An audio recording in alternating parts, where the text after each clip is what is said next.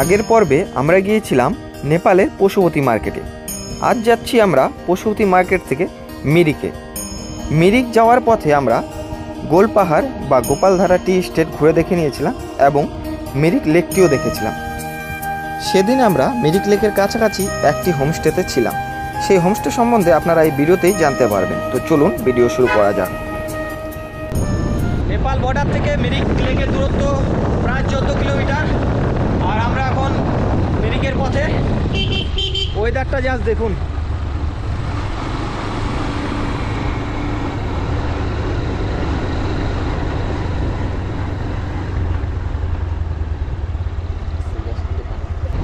আমরা কিন্তু নিচের দিকে যাচ্ছি। পশুপতি থেকে যতটাই আসছি পুরোটাই কিন্তু একদম এখন নিচের দিকে যাচ্ছি। আর সামনেও কিন্তু অনেকটাই ডাউন রয়েছে। রোড কিন্তু খুব ভালো, রাস্তা পুরোটাই ভালো রয়েছে। তার থেকে ভালো এখন ওয়েদারটা, যদিও ভিউ নেই তবুও মনোরম ওয়েদার। সামনে রয়েছে গোপালধারা টি এস্টেট, মিরিক তথা দার্জিলিংয়ের অন্যতম সবচেয়ে সুন্দর চা বাগান। দেখতেই পাচ্ছেন এদিকে চা বাগান শুরু হয়ে গেল। আর এখন অনেকটা নিচের দিকে নামছি আরও। সামনে রয়েছে গোপালধারা টি এস্টেট।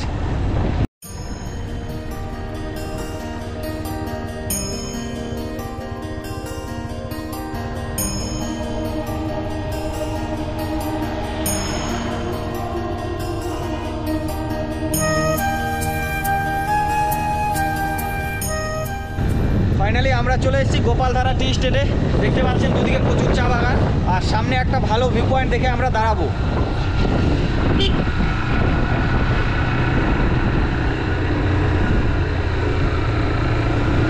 আমরা এখন চলে এসেছি গোপালধারা টি এস্টেটে। এটাকে গোল পাহাড়ও বলা হয়, তার কারণ একটাই, চারিদিকে দেখুন সব পাহাড়গুলো গোল গোল করা। আর সে পাহাড়ের উপরে ধাপে ধাপে চা চাষ করা হচ্ছে।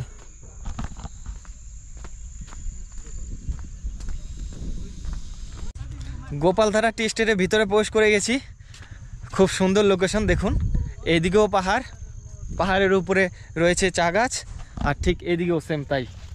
পাহাড়গুলো প্রতিটাই কিন্তু গোল গোল করা, প্রতিটা পাহাড়ই একদম গোল, তাই এই জায়গাটিকে গোল পাহাড়ও বলা হয়, গোল পাহাড় ভিউ পয়েন্ট।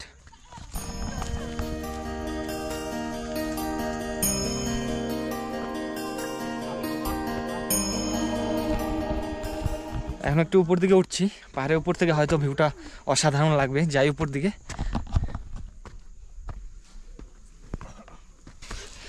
হয় দেখুন কত উপরে চলে এসেছি।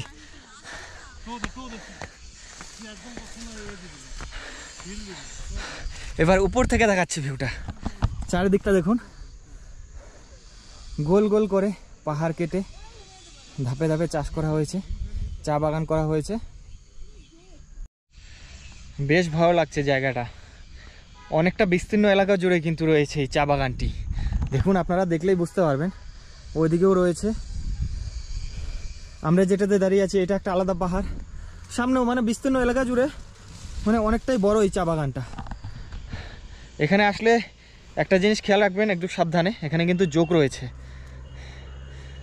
তো যাই হোক, এখানে আর বেশি সময় নষ্ট করব না। আমরা আবার এখান থেকে বেরিয়ে যাচ্ছি। এবারে আমাদের next view point Mirik lake.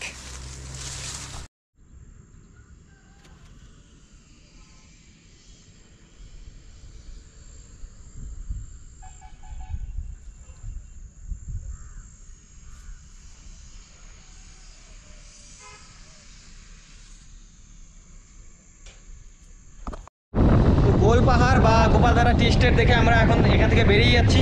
আমাদের নেক্সট গন্তব্য হচ্ছে মিরিক লেক। মিরিক লেকের দূরত্ব এখান থেকে আর মাত্র 7 কিলোমিটার।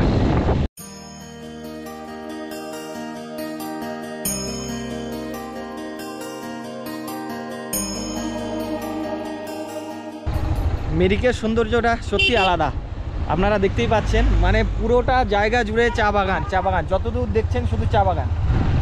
মিরিক লেক পর্যন্ত যতটাই যাবো এরকম কিন্তু চা বাগান রয়েছে। তো আমরা এখন মিরিকে পৌঁছে গেছি। মিরিক মার্কেটে আছি আপাতত। সামনে গিয়ে আমরা বাইকে তেল ভরে নেব, আর সামনে কিছুটা দূর গেলেই মিরিক লেক।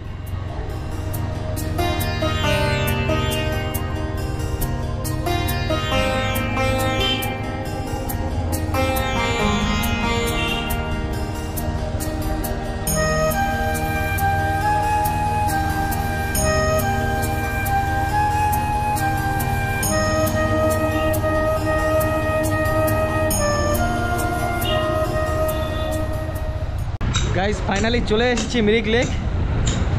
এন্ট্রি টিকিট নিল 20 টাকা করে, সেটা বাইক পার্কিংয়ের জন্য, এমনি কোনো টিকিট লাগেনি আপাতত।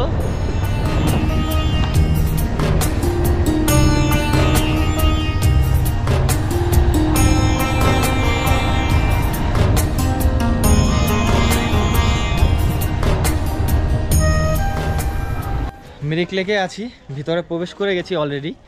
আর দেখতে দেখতে চারিদিকে আবার কুয়াশায় ভরে যাচ্ছে। পাহাড়ের বৈশিষ্ট্য এটা, একটু আগেই জাস্ট সব কিছু দেখা যাচ্ছিলো ওই দিক দিয়ে, সবাই ঘোড়ায় চড়ছে, এখন দেখুন কিচ্ছু দেখা যাচ্ছে না। আর মিরিক লেকের যেটা মেন বৈশিষ্ট্য, যেটা মেন অ্যাট্রাকশন, যেটা মেন লেকের উপরে যে ব্রিজটা, সেটাও কিন্তু দেখা যাচ্ছে না, একটু আগেই খুব ভালো মতো দেখা যাচ্ছিলো। এই জায়গাটাতে অনেক স্টল বা দোকান বসেছে, টিফিন করতে পারেন, খাওয়া দাওয়া করতে পারেন, বসারও বেশ সুন্দর জায়গা রয়েছে অনেকটা লেকের চারদিক জুড়ে। এই সেই ব্রিজটা মিরিক লেকের উপরে। মিরিকের অন্যতম অ্যাট্রাকশন হচ্ছে এই মিরিক লেকটা।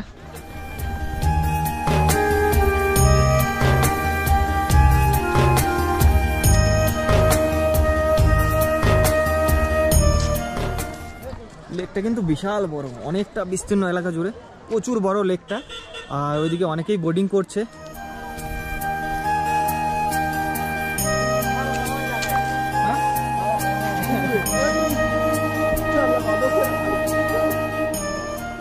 দাঁড়িয়ে আছি এখন ঠিক লেকের উপরে, এই ব্রিজটাতে, খুব আকর্ষণীয় এক জায়গা। তো এই মিরিক লেক তো এমনিতেই একটা অ্যাট্রাকটিভ প্লেস, সেখানেই আছি এখন। আর ওইদিকে রয়েছে পার্কের মতো রয়েছে, ওইদিকে গিয়ে অনেকটা সময় কাটানো যাবে। আর ঠিক ওই সাইডে রয়েছে আই লাভ মিরিক লেখাটা। আর লেকটা তো এদিকেও রয়েছে, আর এদিকে কিন্তু বিস্তীর্ণ জায়গা জুড়ে অনেকটা বড়। আর লেকের চারদিকে কিন্তু হাঁটা যায়। আর দেখতে পাচ্ছেন এখানে লেকের জলে কিন্তু অনেকে বোটিং করছে, আপনারাও করতে পারেন এখানে এসে। তো আমরা চলে এসেছি মিরিকে আমাদের হোমস্টেতে। এটাই হচ্ছে আমাদের মিরিকের হোমস্টে, ভাগীরথী হোমস্টে। আর এটা কিন্তু মিরিক লেক থেকে অনেকটাই কাছে। বাইকে এসেছি আমরা, 5 মিনিট সময় লাগেনি। আপনারা যদি বাইকে আসেন তাহলে 3 থেকে 4 মিনিট সময় লাগবে মিরিক লেক থেকে। লেকের অনেকটাই পাশে মিরিকে যে মনস্ট্রি রয়েছে, ঠিক তার পাশেই এটা ভাগীরথী হোমস্টে। চলুন এখন যাব ভিতরে, দেখি রুমগুলো কীরকম। তো হোমস্টেতে এসে আমরা রুম নিয়ে নিলাম।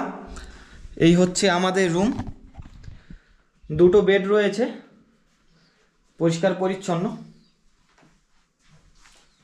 আর এই হচ্ছে টয়লেট, ওয়েস্টার্ন কোমোড, গিজার রয়েছে, বেসিন, মিরর, বেশ ভালো পরিষ্কার পরিচ্ছন্ন রুমটা। কিন্তু রুম থেকে কিন্তু কোনো রকম ভিউ পাওয়া যায় না, তবে শুনেছি ছাদ থেকে নাকি লেকের ভিউটা খুব ভালো পাওয়া যায়। তো ছাদে গিয়ে আপনাদের সেটা দেখাবো। তো আমরা এখন আমাদের হোমস্টের ছাদে রয়েছি। হোমস্টে রুম থেকে কিন্তু কোনো ভিউ পাওয়া যায় না, ছাদ থেকে আবার খুব ভালো ভিউ পাওয়া যায়। মিরিকের যে মনস্ট্রি রয়েছে সেটা কিন্তু পাশেই। এই হচ্ছে আমাদের রুমের ছাদ, আমরা এই ছাদে আছি। আর ওই যে মনস্ট্রি পাশেই, পায়ে হেঁটে এখান থেকে ঘুরে দেখে নিতে পারে। আর এখান থেকে কিন্তু লেকের ভিউটাও খুব ভালো পাওয়া যাচ্ছে। ওয়েদার এখন পরিষ্কার নেই, তাই অতটা ভালো দেখা যাচ্ছে না। আমি এখান থেকে সকালে আবার দেখাবো খুব ভালো মতো, কিন্তু লেকের ভিউটা উপর থেকে দেখা যায় এখানে। তো এই হচ্ছে আমাদের হোমস্টের বাইরেটা।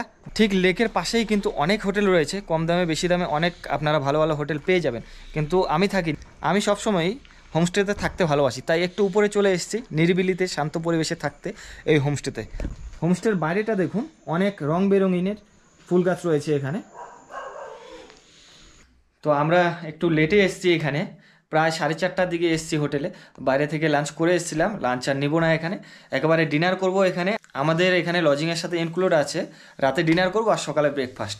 তো লাঞ্চ তো সেরে এসেছি আমরা, এবারে আমরা একটু পরে বেরোবো, বাইরেটা মার্কেটটা ঘুরবো আর লেকের দিকে যাব, দেখবো সন্ধেবেলাটা আর রাতেবেলাটা লেকের ভিউটা কেমন দেখায়। সন্ধেবেলা মিরিক লেকে গিয়ে হতাশ হলাম, কারণ এখানে সন্ধেবেলা দেখার মতো কিচ্ছু নেই, এমনকি সাধারণ লাইটটুকু পর্যন্ত এখানে নেই। তাই ভ্রমণার্থীরা এখানে সন্ধ্যের পরে কেউ আর আসেন না, দোকানপাটও সন্ধ্যের পরে পরে বন্ধ হয়ে যায়। তাই আমরাও কিছুটা সময় থেকেই আবার ফিরে এসেছিলাম হোমস্টেতে। তো সারাদিন জার্নি করার পর অনেক টায়ার্ড ছিলাম, কিছুক্ষণ শুয়েছিলাম। ঘুম থেকে ওঠার পর সন্ধ্যাবেলা এইদিকেই এলাকাটা পায়চারি করে দেখে নিলাম। আর এখন বাজে প্রায় 8:30। তো ডিনারের জন্য ডাকলো, এখন যাব ডাইনে, খাওয়া দাওয়াটা করে নেব। তো এই হচ্ছে किचन, এখানেই ডিনারটা সারবো এখন। क्या है अंकल डिनर में? डिनर में आपको है अंडा करी, अंडा करी ना? अंडा करी, ठीक है, दाल, सब्जी, चटनी में। তো এখন ডিনার করছি। ডিনারে রয়েছে এই সবজি আর ডাবল ডিমের আন্ডা কারি। অ্যাকচুয়ালি পাহাড়ের সব জায়গায়ই রাতের বেলা চিকেন হয়, আমরাই মানা করেছিলাম, বেশ কয়েকদিন থেকে চিকেন খাচ্ছি কন্টিনিউ। তো আজকে আন্ডা কারি নিয়েছি। তো খাওয়া দাওয়া শেষ করি। আবারও বলছি, আমি কিন্তু কোনো ফুড ব্লগার নই, তাই খাওয়ার ভিডিও করব না, জাস্ট দেখিয়ে দিলাম। আঙ্কেল জি নমক দিজিয়ে। তো যাই হোক, খাওয়া শুরু করি, পরে আবার কথা হচ্ছে। তো খাওয়া দাওয়া করে নিলাম, ডিনার কমপ্লিট, রুমে চলে এসেছি। এখন আবার একটু ঘুমাবো, আজকে আর কথা বলছি না, দেখা হবে আবার কালকে সকালে। তো মিরিকের যে মনস্ট্রিটা রয়েছে সেটা একদম আমাদের হোমস্টের পাশে, যেটা কালকে হোমস্টের ছাদ থেকে দেখাচ্ছিলাম। তো আমরা সেখানেই যাচ্ছি এখন, এই মনস্ট্রিতে।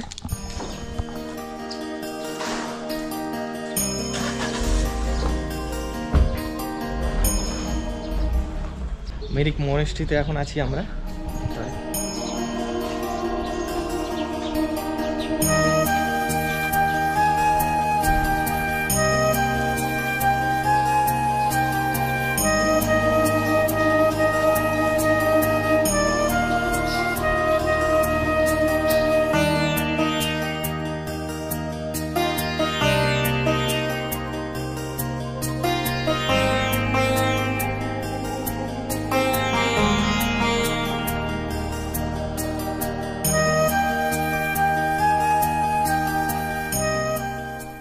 মনস্ট্রিটা খুব ভালো, একদম শান্ত ছিমছাম এক জায়গা। সত্যি এখানে এসে মনে এক অন্যরকম শান্তি কাজ করছে। পিছনে বুদ্ধদেব বিরাজমান করছেন। আর মনস্ট্রিটা দেখুন, খুব সুন্দর, একদম সাজানো গোছানো, একদম পরিষ্কার পরিচ্ছন্ন। আর এইদিকে বুদ্ধদেবের মূর্তি। মিরিকের যে হোমস্টেতে আমরা ছিলাম ঠিক তার পাশেই রয়েছে এই মনস্ট্রিটি। তো যাই হোক, মিরিকের এই ভিডিওটি এখানেই শেষ করছি। ভিডিওটি যদি আপনার ভালো লেগে থাকে অবশ্যই লাইক করে আমাকে সাপোর্ট করুন, আর চ্যানেল নতুন হয়ে থাকলে সাবস্ক্রাইব করে পাশে রাখতে ভুলবেন না। দেখা হচ্ছে পরবর্তী এক ভিডিওতে। ততক্ষণ সকলে ভালো থাকুন, সুস্থ থাকুন।